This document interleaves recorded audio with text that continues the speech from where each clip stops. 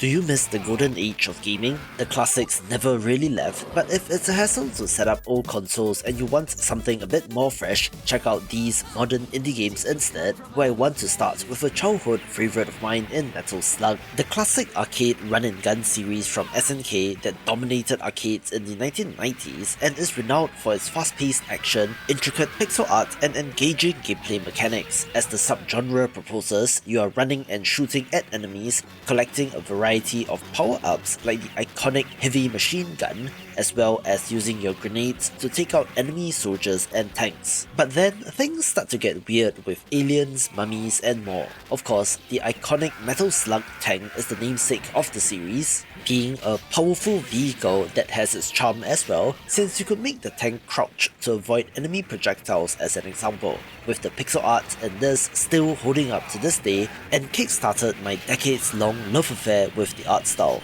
There hasn't been a new run-and-gun Metal Slug title since 2004 with Metal Slug Advance, where the latest entry is Metal Slug Tactics, a very clever and well-made roguelike tactics title, but it's not quite the same thing. So if you're itching for more action, Mighty Goose from 2021 will be of interest. This serves as a modern tribute to the legacy of Metal Slug, while still having some new mechanics of its own, in which you play as a bounty hunter goose, equipped with bionic enhancements and a variety of weapons. This game retains the core run-and-gun mechanics that fans love, but adds unique features like the Mighty Mode, essentially a super meter that charges up by dealing damage, and upon activation grants temporary invulnerability and enhanced firepower, also having a customizable loadout system where you can unlock and use new chips to enhance your abilities, along with secondary weapons, and yes, it does have vehicles as well, including but not just limited to a tank, with blazing fast action that just feels so good. The pixel art here is fantastic as well, not quite as ultra detailed as its inspiration, but it still works, also having co-op support and the same kind of light-hearted vibe. And while arcade-style run-and-gun titles have fallen to the wayside, this game shows that it is still alive and well, with the opposite being the case for Doom, since this is widely considered to be the originator of the first-person shooter, even if it wasn't first to market, where the FPS has endured and expanded in so many ways, from Call of Duty to Siege to Overwatch, to even its rebirth in 2016 and Doom: The Dark Ages in 2025. So to say that this is an iconic title is underselling it by a lot. The core concept of here are some guns, go into hell and shoot demons is simple enough, but it works, with the minute-to-minute action captivating millions, establishing iconic weapons in the FPS arsenal along the way as well,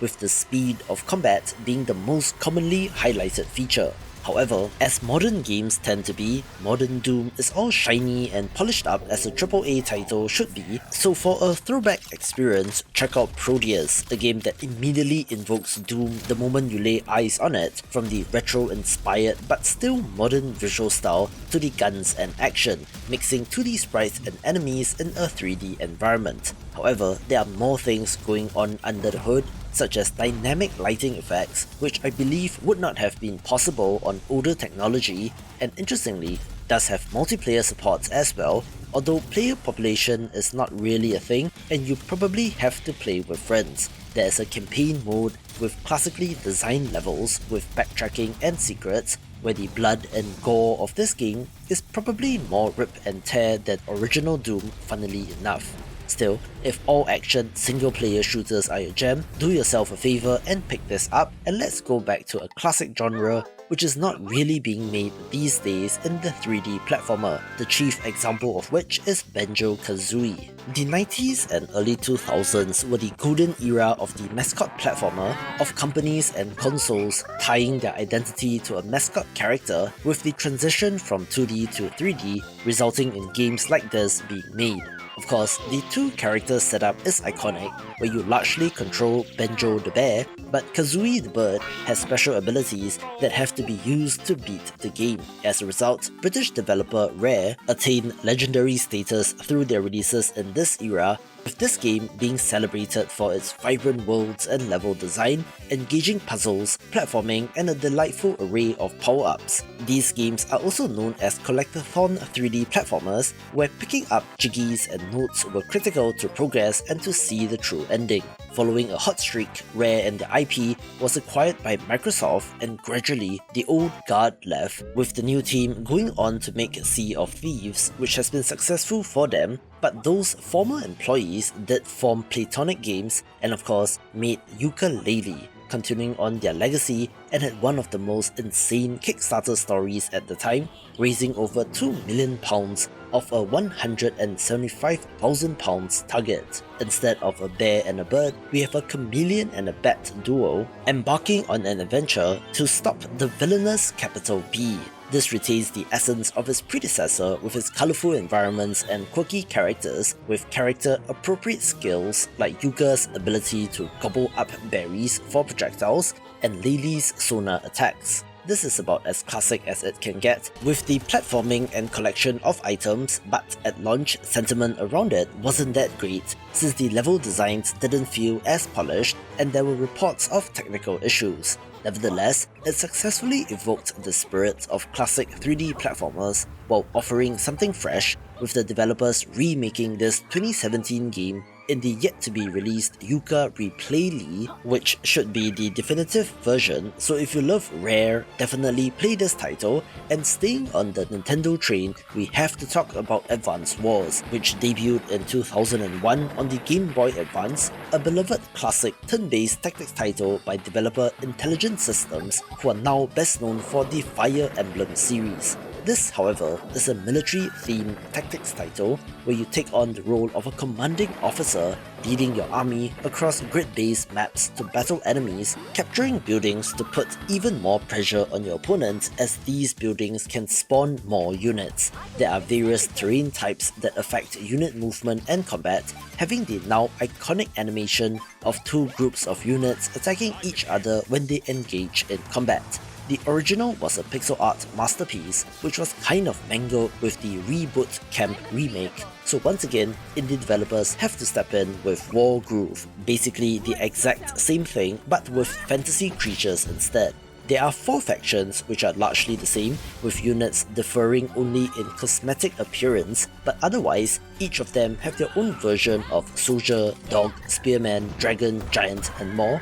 with combat taking place on land, air, and sea. However, where the factions differ are the commander units, which have special abilities which can change the tide of battle. It retains the grid-based movement and resource management mechanics, with an epic single-player campaign, along with puzzle and arcade challenge modes, also having a level editor which is very powerful, since you can script character dialogue and story events, for example. And of course, we do have competitive multiplayer support, but just a word of warning, the people that still play Wargroove today are absolute savages at it, so know that going in, but I wholeheartedly recommend the single player experience, with there being a sequel named Wargroove 2 as well, which is more of the same. Back to run and gun action with Contra Hard Corps, one of the many follow-ups to the original Contra, but was a Sega Genesis title, meaning that fewer of you would be familiar with it. It took the Contra formula and cranked it up to 11,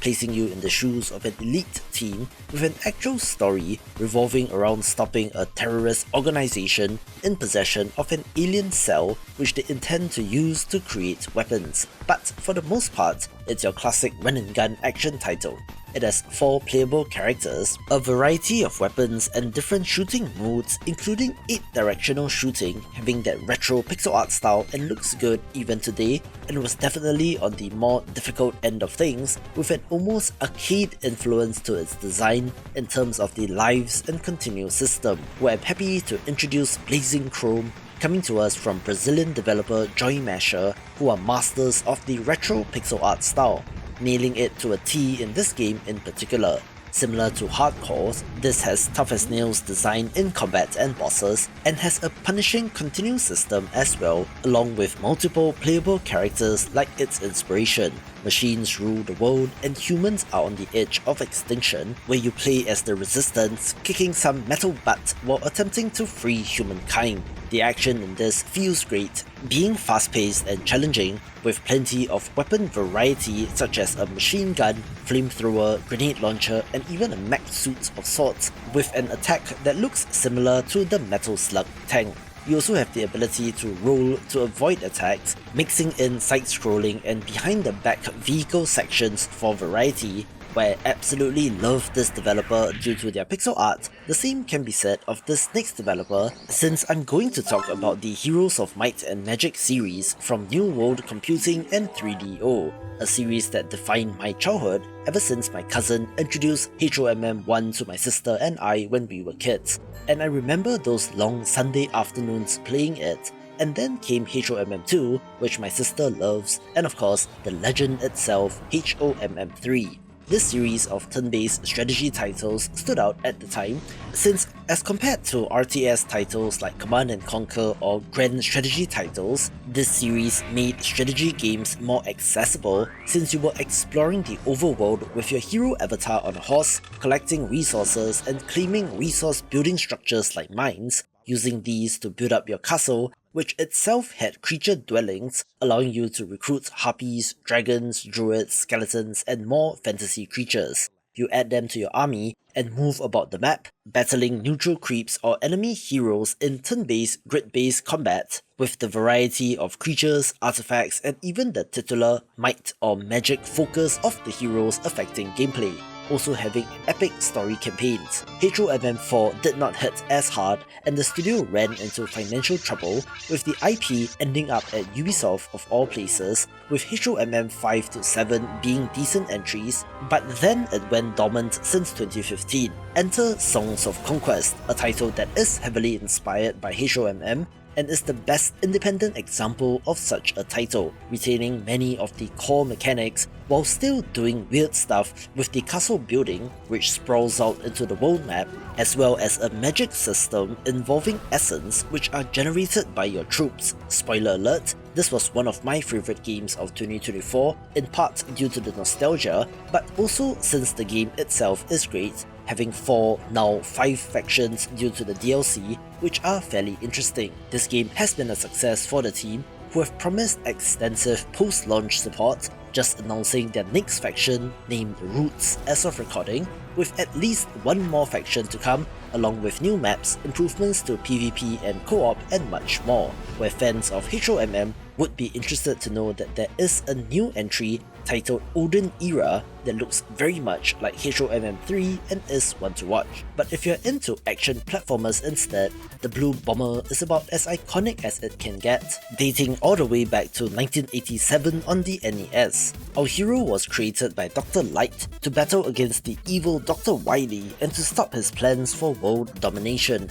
having to battle the themed robot masters, which progressively got funnier as the series progressed, battling your way through themed levels as well, and upon finally defeating a boss, you gain their power, which might do extra damage to subsequent robot masters in another stage, where indie developers do often stumble on great ideas by thinking along the lines of what if X but a roguelite, and such is the case with 20XX, a roguelite platformer that is essentially infinitely replayable Mega Man. You play as Nina, who essentially has a Mega Buster of her own, having action and platforming that feels like a Mega Man game but with randomized levels. So while it doesn't quite have that same kind of bespoke, handcrafted level design of Mega Man, you instead have to master the movement and combat to adapt to whatever the game throws at you, also having permanent upgrades that carry over between runs, as well as over 100 different types of power-ups,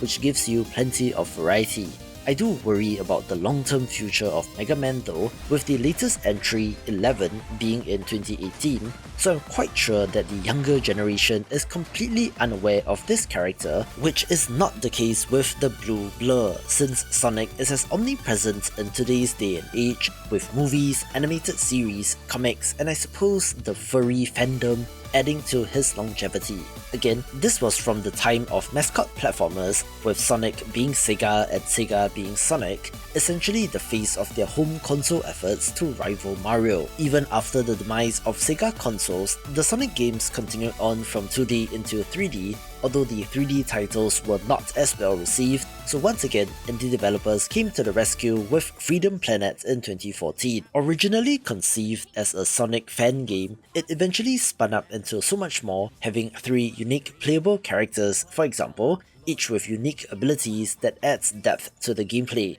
It retains the fast platforming and speed of a Sonic game, but does have a little bit more emphasis on combat, with the sprawling levels with multiple paths and hidden collectibles in every stage. The pixel art is on point, as is the soundtrack, and looks like it would belong on the Genesis, along with an epic story campaign, although you could probably thumb through and not pay attention and still have fun with the game. It was somewhat of a miracle that we got a new Metroid game named Metroid Dread in 2021 for the Switch, since this series is often seen as the red-headed stepchild of Nintendo franchises, where despite the popularity and legacy of Super Metroid, i.e. one half of the term Metroidvania, these games don't seem to sell the insane numbers that Nintendo wants, going weirdly from side-scroller into first-person and back again, with a huge dry spell in the 2000s up until 2021, which was why the timing of Axiom Verge in 2015 was perfect. This game looks like an old-school Metroid game with the setting and sci-fi theme, but in which you play as a scientist wanting to get back home.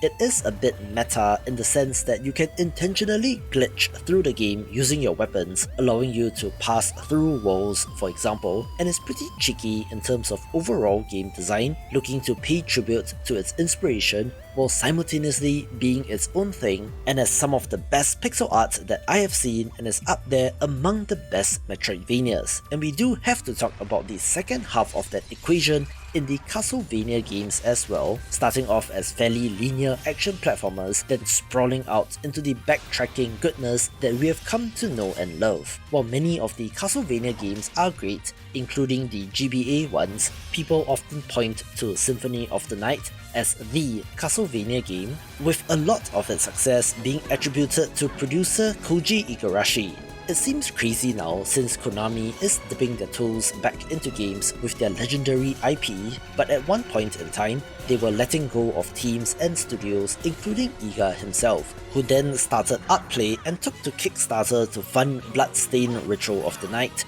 raising over $5 million off a $500,000 target. The self-styled Igavania is pretty much a 1:1 to Symphony of the Night, down to the RPG and leveling mechanics, gothic vibes and inspiration, as well as the whole inverted castle thing. Interestingly, it is in 2.5D instead of pixel art, since, believe it or not, Iga himself said that to make a game in full pixel art with a great artist would take a lot more time and money, and while the game did have its share of ups and downs post-Kickstarter leading up to launch, they did manage to get it in a good place with plenty of free DLC and content updates, with a long-rumoured sequels in the works as well, so definitely look out for that. Watch this video for more upcoming Metroidvanias.